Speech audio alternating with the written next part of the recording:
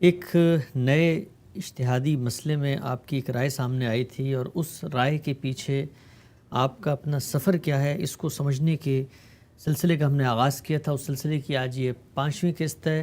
انسان کے سینے میں سور کا دل لگایا گیا، آپ نے اس پر ایک رائے دی۔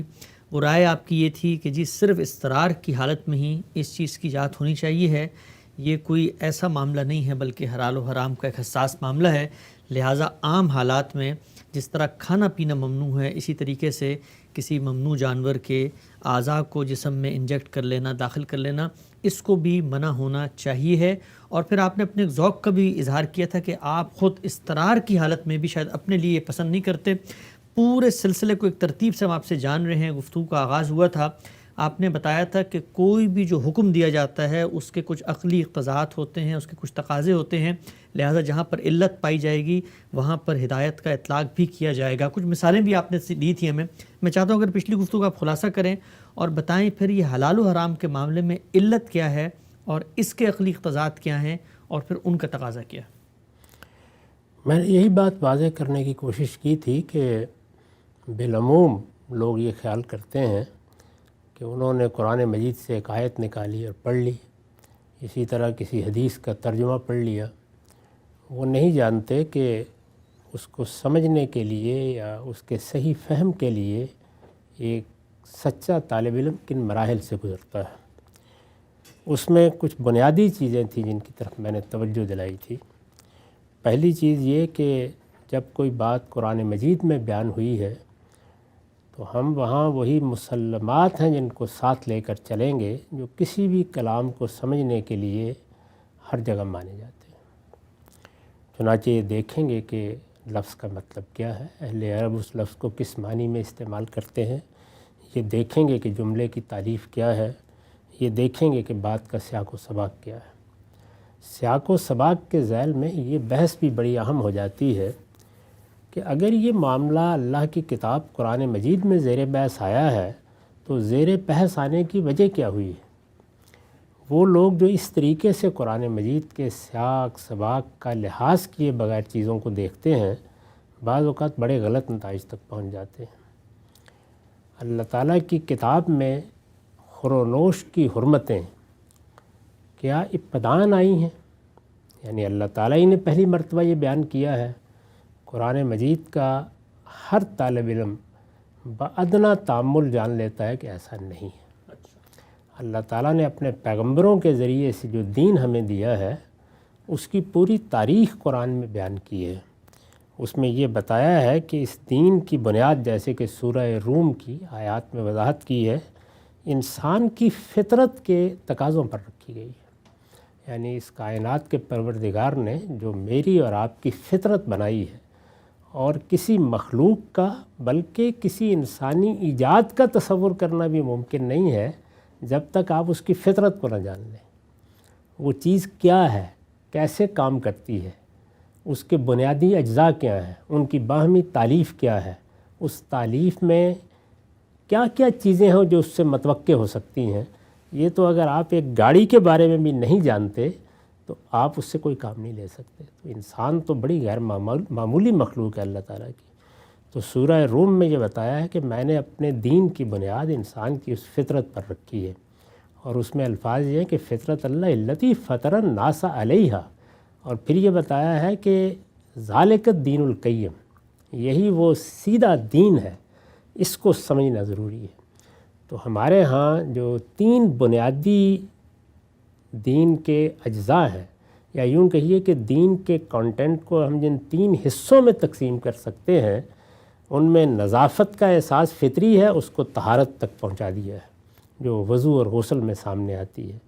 اسی طریقے سے اخلاق میں معروف اور منکر کا تصور فطری ہے، وہ چیزیں جو جانی پہچانی ہیں اور انسان کہتا ہے کہ بھلائیاں ہیں، اور وہ چیزیں کہ جن کے بارے میں انسانیت کی تصدیق ہے کہ وہ برائی کی چیزیں ہیں، انہی کو بنیاد بنا کر اللہ تعالیٰ نے اخلاقیات کی تعین بھی کی ہے اور اس پر مبنی شریعت بھی دی ہے۔ تو خور و نوش کے معاملے میں یہ بتایا ہے کہ انسان کی فطرت میں ہم نے یہ چیز رکھی ہے کہ وہ کھانے پینے کی تمام چیزوں کے بارے میں یکساں رویہ اختیار نہیں کرتا، تو جانور بھی نہیں کرتے۔ یعنی ان کی بھی فطرت کا تقاضا ہے کہ وہ بعض چیزیں کھائیں گے، بعض نہیں کھائیں گے۔ آپ اگر ایک پالتو کتے کے سامنے بھی رکھیں تو وہ اپنی جبلت کے لحاظ سے پابند ہے کہ بعض چیزوں کو کھائے گا، بعض اس کے لیے موزوں نہیں ہے، ملائم نہیں اس کے لیے۔ تو انسان کا معاملہ یہ ہے، کیونکہ اس کو شعور دیا گیا ہے تو اس کی فطرت میں یہ چیز رکھی گئی ہے، تو پہلے وہ بیان کیا ہے اور یہ بتایا ہے کہ تمام خبائث ممنوع ہیں اور تمام طیبات حلال ہیں۔ گویا یہاں یوں نہیں ہے کہ ہر چیز جائز تھی، ہر چیز حلال تھی۔ اللہ تعالیٰ کے پیغمبروں نے آ کے بتایا کہ تم نے یہ نہیں کھانا۔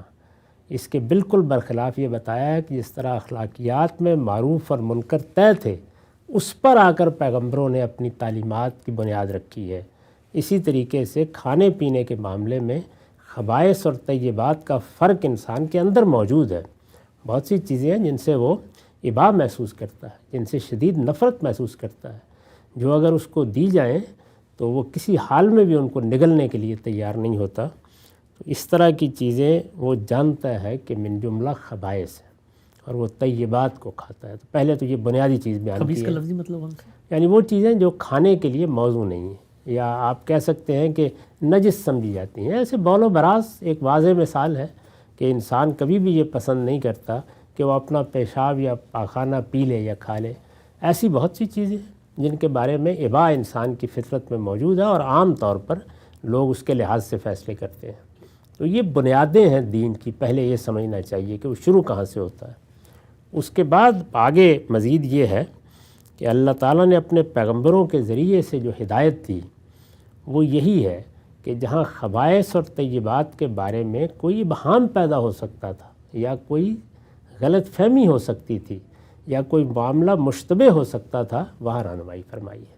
گویا خبائث اور طیبات کو تو ہم جانتے تھے، لیکن انسان اپنی فطرت کی کتاب کو پڑھنے میں غلطیاں کرتا ہے، جیسے اللہ کی کتاب کو پڑھنے میں غلطیاں کرتا ہے، تو اس طرح بعض اوقات فطرت کی کتاب کو پڑھنے میں بھی غلطیاں کرتا ہے۔ اللہ کے پیغمبروں نے بتایا کہ اس میں سے کیا چیز ہے کہ جہاں تم غلطی کر سکتے تھے، اور اس میں بھی جو الفاظ استعمال کیے ہیں وہ یہ ہیں کہ الا طائمین یطعمہ، یعنی کھانے والے جن چیزوں کو کھا سکتے تھے، اس کا اندیشہ تھا کہ وہ ان کو طیب سمجھ کے کھا لیں گے، ان کے بارے میں وہ یہ فیصلہ نہیں کر پائیں گے کہ یہ خبائث میں سے ہے، تو اس میں ہم نے رہنمائی فرمائی۔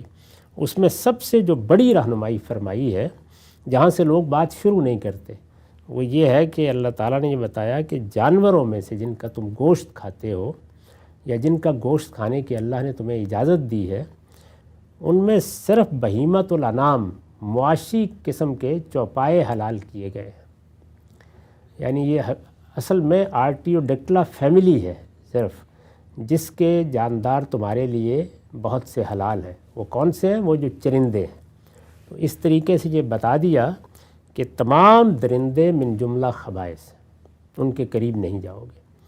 اب یہ ظاہر ہے کہ جس طریقے سے قرآن نے بتایا تھا اس کو رسول اللہ صلی اللہ علیہ وسلم نے پھر لوگوں کو سمجھایا۔ قرآن مجید میں یہ الفاظ اس طرح نہیں آئے، یہ کہا کہ احلت لکم بہیمۃ الانعام، ہم نے معاشی کی قسم کے چرندے تمہارے لیے حلال کیے ہیں۔ اس کا لازمی نتیجہ الفاظ میں بیان نہیں ہوا، تو لازمی نتیجے کو حضور نے بیان فرمایا اور یہ کہا کہ تمام کچلیوں والے درندے اور تمام چنگال والے پرندے، یعنی جو شکاری پرندے ہیں اور جو شکاری جانور ہیں اپنی فطرت کے لحاظ سے، وہ سب ممنوع ہیں، ان کو حرام قرار دے دیا۔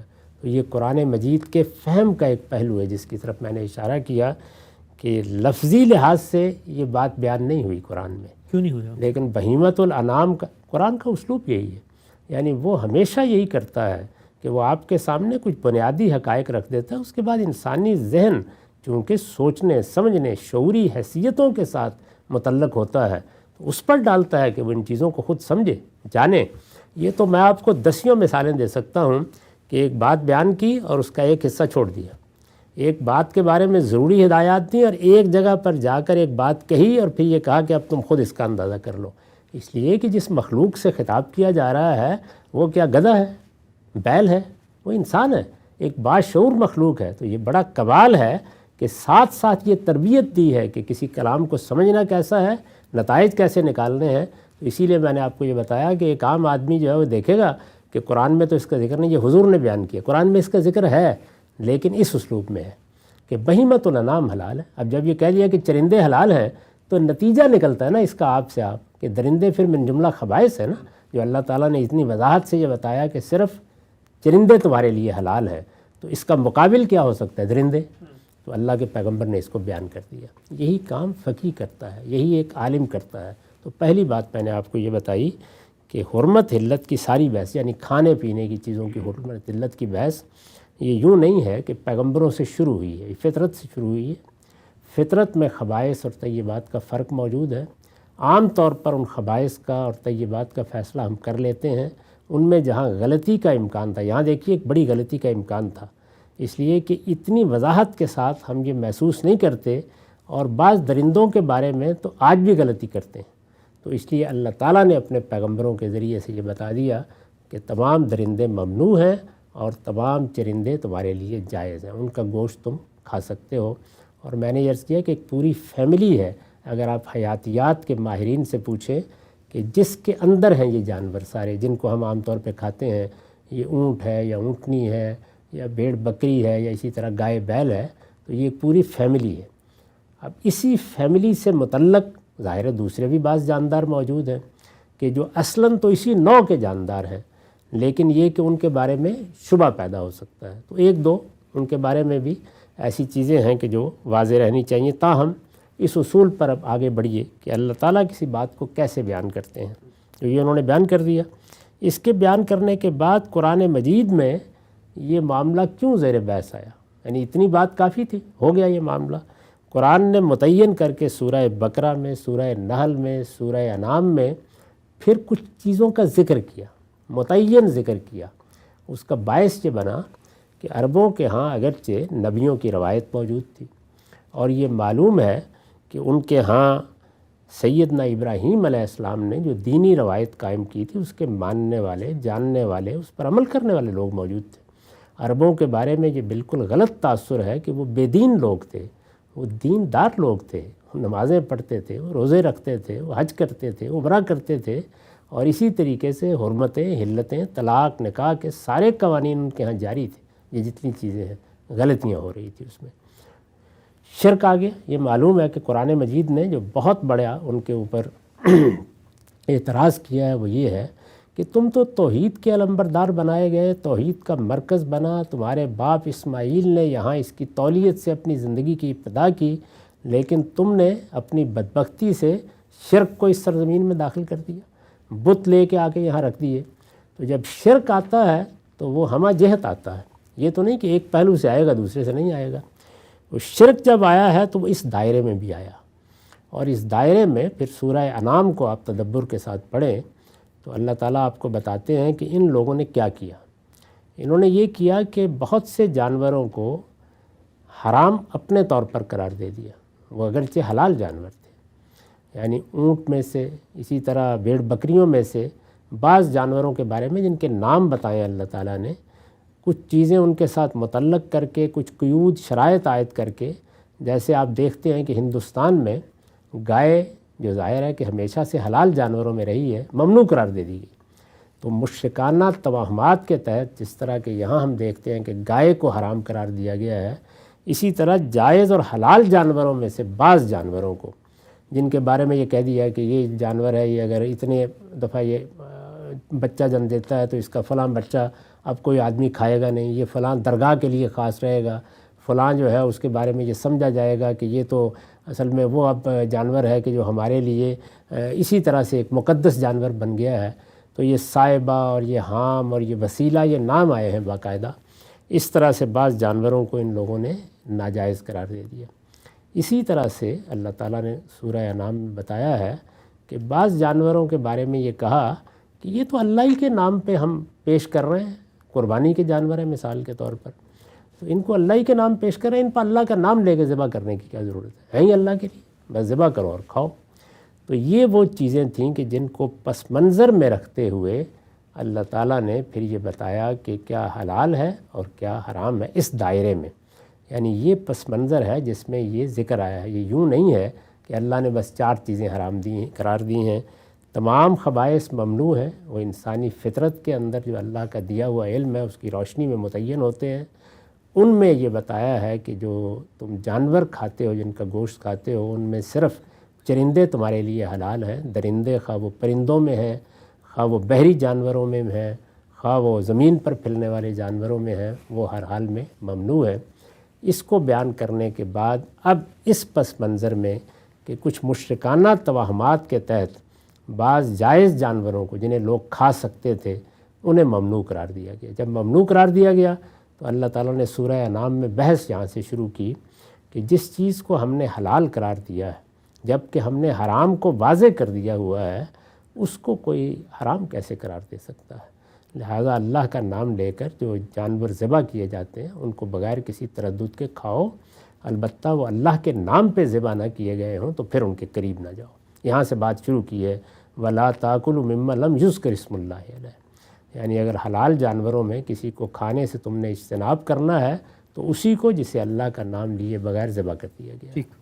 یہ بحث جب آگے بڑھتی ہے تو پھر یہ بتایا ہے سورہ انعام میں، اور میں عرض کر چکا ہوں کہ یہی مضمون اسی پس منظر میں 3 اور جگہوں پر بھی زیر بحث آیا ہے۔ تو یہاں چونکہ ذرا تفصیل ہے تو اس لیے میں نے اس کا حوالہ دیا، کوئی بھی شخص اس کو پڑھ سکتا ہے، میری تفسیر میں بھی دیکھ سکتا ہے اور دوسرے اہل علم کے ہاں بھی اس کا مطالعہ کر سکتا ہے۔ اس میں پھر یہ بتایا کہ یہ 4 جگہیں ہیں کہ جہاں تم بڑی غلطی کھا رہے ہو، تو اس کو سمجھ لو۔ اس میں الا طائم یطعمہ کے الفاظ میں واضح کر دیا ہے پوری طرح کہ یہاں وہ چیزیں زیر بحث ہیں جن کو کھانے والے کھا سکتے ہیں۔ یہ الفاظ اسی لیے آئے ہیں تاکہ تنبیہ رہے کہ کوئی جامع و مانع فہرست نہیں پیش کی جا رہی، ایک مسئلہ پیدا ہوا ہے، اس کی وضاحت کی جا رہی ہے۔ اس وضاحت کے دوران میں یہ کہا ہے کہ اگر ایک جانور کا تزکیہ نہیں ہوا، یعنی اس کی موت اس طریقے سے، باقی جانور حلال ہے، اونٹ ہے، بھیڑ ہے، بکری ہے، بیل ہے، گائے ہے، لیکن تزکیہ نہیں ہوا اس کا تو وہ حرام ہوگا۔ تزکیہ نہیں ہوا یعنی اس کو اس طریقے سے ذبح نہیں کیا گیا کہ اس کا حلقوم کاٹا گیا ہو اور اس کا سارا خون اس سے بہہ گیا ہو۔ تو تزکیہ یہ آپ کے علم میں ہے کہ انبیاء علیہم السلام کی سنت ہے۔ 2 چیزوں کو انہوں نے سنت کے طور پر جاری کیا ہے، وہ بھی قرآن سے پہلے سے جاری ہے۔ ایک یہ کہ جانور کا گوشت لینے کے لیے اس کا تزکیہ ہوگا۔ تزکیہ کا مطلب عربی زبان میں ہے اس کا حلقوم کاٹنا اس طرح سے کہ اس کا خون فوارے کی طرح بہہ کر نکل جائے، تو تزکیہ ہوگا۔ اور دوسرے یہ کہ اس کو اللہ کا نام لے کے ذبح کیا جائے گا۔ دونوں شرطیں پیغمبروں کے ہاں ہمیشہ سے رہی ہیں اور یہ ایک سنت جاریہ ہے، ہمیشہ سے ایسے ہی رہا ہے۔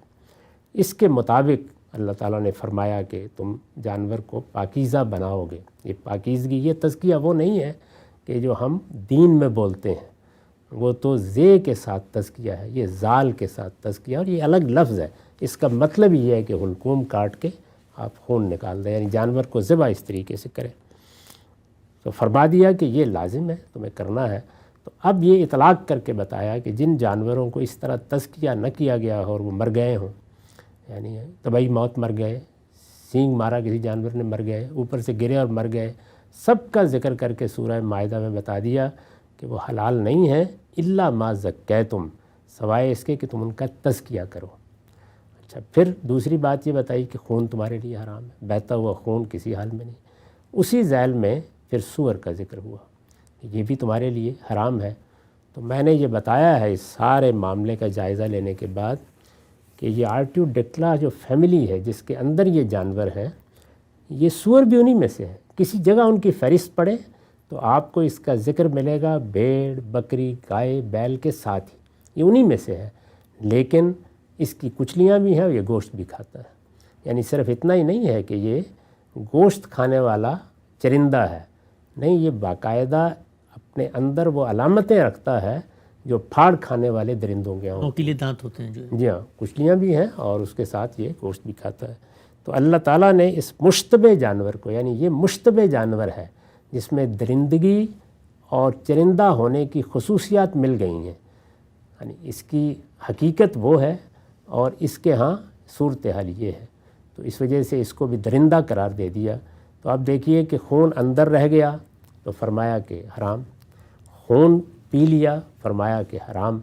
اب ظاہر ہے کہ خون کے بارے میں تو بالبداہت واضح ہے، کوئی بحث کی بھی ضرورت نہیں کہ یہ درندگی کی علامت ہے، اور اگر کوئی خون پیتا انسان نظر آ جائے تو فوراً ہمارے ذہن میں جو چیز آتی ہے وہ یہ ہے کہ یہ شرف انسانیت کے خلاف ایک بات کر رہا ہے، یہ کھانے پینے کی چیز نہیں ہے، یہ تو بالکل درندگی کا اظہار ہو رہا ہے۔ تو اسی طریقے سے سور کے بارے میں کہا، تو یہ تینوں چیزیں جو ہیں اس کو رجس قرار دے دیا کہ یہ نری نجاست ہے۔ لیکن نجاست کا جو بنیاد ہے وہ کیا ہے، اس کو آپ کو سمجھنا ہوتا ہے۔ اس کو کہتے ہیں کسی حکم کی حقیقت کو معلوم کرنا، اس کی علت کو معلوم کرنا کیوں ضروری ہے۔ یعنی پہلے ہم نے یہ جانا کہ دین میں حرمت علت کی بنیاد کیا ہے، طیب اور خبیث، طیب اور خبیث ہونا۔ اس سے یہ معلوم ہوا کہ پوری زندگی میں ہماری فطرت جہاں جہاں رہنمائی کرتی ہے وہاں ہمیں احتیاط کرنی چاہیے کھانے پینے میں۔ اس کے بعد جب یہ بات واضح ہو گئی کہ سب درندے ممنوع ہیں، تو اس کا مطلب یہ ہوا کہ کوئی چیز ہے کہ جو اپنی حقیقت کے لحاظ سے درندوں میں اور چرندوں میں فارق ہوتی ہے، تو وہ درندگی کا لفظ ہے، درندگی کی حقیقت ہے۔ پھر ہم نے دیکھا کہ خون کو ممنوع قرار دیا گیا ہے، پھر دیکھا کہ خون نکل جاتا ہے، تزکیہ ہو جاتا ہے تو حلال قرار دے دیا جاتا ہے اسی جانور کو، نہیں نکلتا تو اسی جانور کو حرام قرار دے دیا جاتا ہے۔ اور اس کے ساتھ مزید یہ بتا دیا کہ یہ تو وہ پہلو ہیں کہ جن کا تعلق خود جانوروں سے ہے یا ان کی فطرت سے ہے یا ان کی ذات سے ہے، لیکن اگر تم کسی حلال جانور کو بھی اللہ کے سوا کسی نام پر ذبح کر دیتے ہو یا اللہ کا نام لیے بغیر ذبح کر دیتے ہو یا اسی طرح سے اس کو حاصل کرنے کا کوئی ناجائز طریقہ اختیار کرتے ہو، جس میں مثال دی ہے قرآن نے کہ جوئے میں گوشت جیت کے لے آئے، تو یہ سب چیزیں بھی اس جانور کے گوشت کو تمہارے لیے حرام کر دیں گی۔ اور پھر بالکل متعین طریقے پر بتایا کہ ایک فسق ہے جو حرمت کا باعث بنتا ہے، ایک رجس ہے جو حرمت کا باعث بنتا ہے۔ اس طرح قرآن مجید نے ہماری تربیت کی کہ معاملہ ایک فہرست کا نہیں ہے، معاملہ اس حقیقت کا ہے۔ فسق کی وہ ہر صورت جو کہیں پائی جائے گی وہ اس چیز کو ممنوع کر دے گی۔ چوری کر کے اگر کسی قصاب کی دکان سے گوشت نکال لیا ہے تو وہ کھانا تمہارے لیے جائز نہیں ہوگا۔ تو یہ بتا دیا۔ ایسا ہی معاملہ اللہ تعالیٰ کی نافرمانی کا ہے۔ اس نے کہا کہ میرے نام کے سوا ذبح نہیں کر سکتے، کر دیا آپ نے۔ تو ان تمام چیزوں کو واضح کرتے ہوئے دونوں چیزیں کہ فسق کیا ہے اس کی بھی مثالیں دے دیں، رجس کیا ہے اس کی بھی مثالیں دے دیں۔ جب یہ بات واضح ہو گئی کہ جانوروں کے باب میں، یعنی باقی چیزوں میں تو بہت سے خبائث ہیں جن کے رجس کی نوعیت بھی اور ہو گئی، جانوروں کے باب میں یہ درندگی ہے، یا ان چاروں چیزوں میں جو چیز ایک مشترک علت ہے وہ یہ ہے۔ اس کو اب جب ہم سامنے رکھتے ہیں تو دیکھیے پھر ریلیونس کا دروازہ کھلتا ہے، یعنی اس کے نتیجے میں دین اٹھتا ہے اور پھر وہ ہر طرح کے حالات جو قیامت تک پیش آئیں گے ان سے متعلق ہو جاتا ہے۔ جہاں رجس پایا جائے گا وہاں ہم حرمت کا حکم لگائیں گے، اور جس جگہ وہ منفک ہو جائے گا، ختم ہو جائے گا، کسی وجہ سے نہیں رہے گا، وہاں علت کا حکم لگائیں گے۔ تو علت کا معلوم ہونا یا حقیقت کا معلوم ہونا ایک طرف توسیع کا باعث بنتا ہے اور دوسری جانب وہ استثناء کا باعث بنتا ہے۔ یعنی یہ بنیادی بات سمجھ لینی چاہیے۔ اس لیے محض یہ کافی نہیں ہے کہ آپ نے قرآن مجید میں جب یہ پڑھ لیا کہ یہ چیزیں مت کھاؤ تو آپ کہیں کہ بس کھانا منع ہے۔ آپ کو دیکھنا پڑے گا کہ کھانے سے منع کرنے کی حقیقت کیا ہے۔ اب جہاں تک باقی استعمالات کا تعلق ہے بالکل واضح ہے۔ آپ نے کسی جانور کی کھال سے جان نماز بنا لی، حالانکہ وہ درندہ تھا، حرام تھا، شیر ہے، چیتا ہے، کوئی حرج کی بات نہیں۔ اس کے بال استعمال کر لی، کوئی حرج کی بات نہیں۔ ان میں سے کوئی جانور بھی نجس العین نہیں ہے، یعنی یوں نہیں ہے کہ یہ غلیظ ہیں جانور، نہیں، ان کا گوشت کھانا ممنوع ہے۔ اب گوشت کھانا ممنوع ہے تو کس لیے ہے؟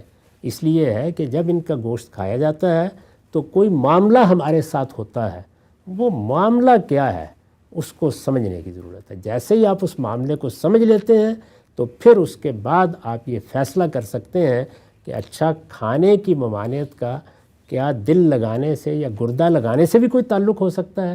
تو دین کی جب تک اس اندر چھپی ہوئی حکمت کو اور اس کے اندر چھپی ہوئی حقیقت کو اور اس علت کو متعین نہ کر لیا جائے اس وقت تک کسی کو زبان نہیں کھولنی چاہیے فتویٰ دینے کے لیے۔ ہم صاحب وقت ہمارا یہاں پہ مکمل ہوتا ہے، بحث ایک جگہ تک پہنچ چکی ہے اور بہت ہی اہم نقطہ ہے آپ کا کہ جو بھی حکم دیا گیا ہے اس کی حقیقت، اس کی علت کو دریافت کی جائے گا۔ بہت ہی آپ نے وضاحت کے ساتھ بتایا کہ یہ کھانے پینے کے معاملے میں قرآن مجید کا پورا ڈاکٹرائن کیا ہے، پورا نظریہ کیا ہے جس کی بنیاد پہ وہ لوگوں کو کچھ چیزوں کے بارے میں روکتا ہے.